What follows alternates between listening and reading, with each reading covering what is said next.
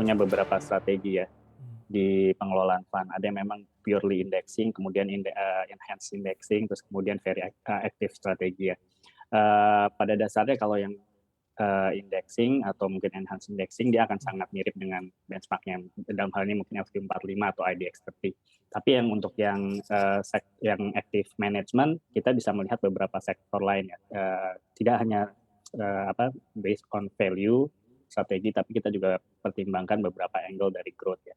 Kalau kita lihat sendiri, kalau kita bicara tadi melanjutkan sektor ya, kalau kita lihat mungkin coal dan nikel dengan harga komoditi yang masih tinggi, seharusnya masih ada prospek untuk harga saham perusahaan-perusahaan terkait untuk naik, karena mereka masih lagging sebenarnya dari kenaikan harga komoditi underlying-nya.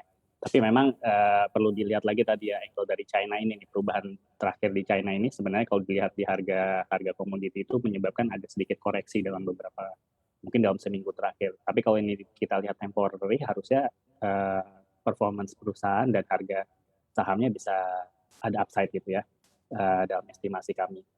Contohnya tadi ya UT selama first half kinerjanya sangat baik, terus kemudian kalau kita lihat Inco juga kinerjanya juga sangat baik ya dalam first half ini. Kemudian sektor lain yang kalau kita lihat beberapa consumers yang mungkin ada angle healthcare produknya ya, seperti Sido ya. Sido di first half ini juga results-nya juga tumbuh net profit sekitar 20%. Dan itu di-support dari pertumbuhan revenue untuk produk-produk yang sifatnya supplementary untuk kesehatan. Hal-hal seperti ini saya rasa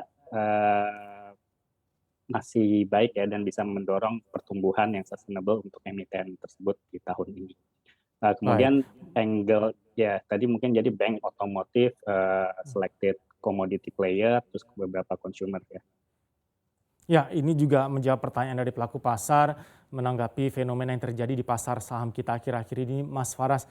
Menurut pandangan dari Avis Asset Management, berinvestasi di emiten-emiten yang melakukan penggalangan atau aksi penggalangan dana jumbo seperti apa dan seprospektif apa? Ini baik IPO maupun ada juga nanti akan melakukan rights issue. Katakanlah Chandra Asri, ini juga nanti akan melakukan rights issue dengan nilai yang besar. Saran dari Anda?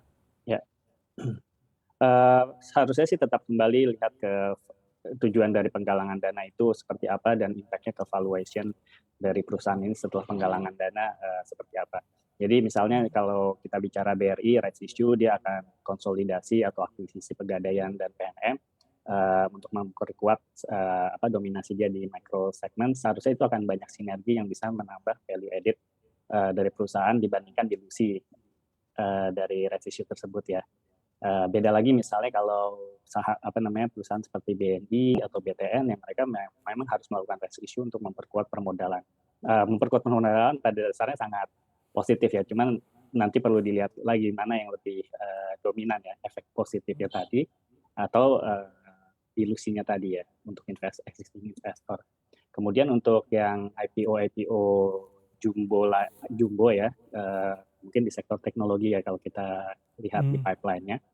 Saya rasa juga mungkin ada concern ya, valuasi terus kemudian terlalu tinggi dibandingkan mungkin kinerja yang saat ini juga beberapa mungkin belum profitable gitu ya. Tapi kita selalu kan kalau investor selalu lihat potensial di masa depannya ya. Contohnya kalau mungkin yang IPO teknologi dari marketplace sektor saat ini, kalau kita lihat sih trennya benar-benar improving gitu dari kinerjanya ya. Sementara dan kemudian istilahnya kalau valuasi, istilahnya begini sih, kalau misalnya PE ratio-nya kita bilang tinggi sekali 50 kali, tapi kalau dia bisa deliver 50% growth per annum, for example untuk the next 3 years, saya rasa itu masih bisa reasonable. Jadi nggak semua growth itu mahal gitu ya. Tapi kalau dia ada reasonable price ya itu bisa dipertimbangkan juga. Dan mau nggak mau ketika saham-saham yang teknologi ini masuk dengan kapitalisasi yang besar dan likuiditas tinggi di indeks, seharusnya itu akan mempengaruhi sedikit banyak komposisi portofolio di fund manager. Terutama yang mereka harus selalu standarnya itu harus beat indeks performance-nya. Install aplikasi kami CNBC Indonesia di Google Play Store dan App Store untuk mengikuti perkembangan terkini berita bisnis dan ekonomi.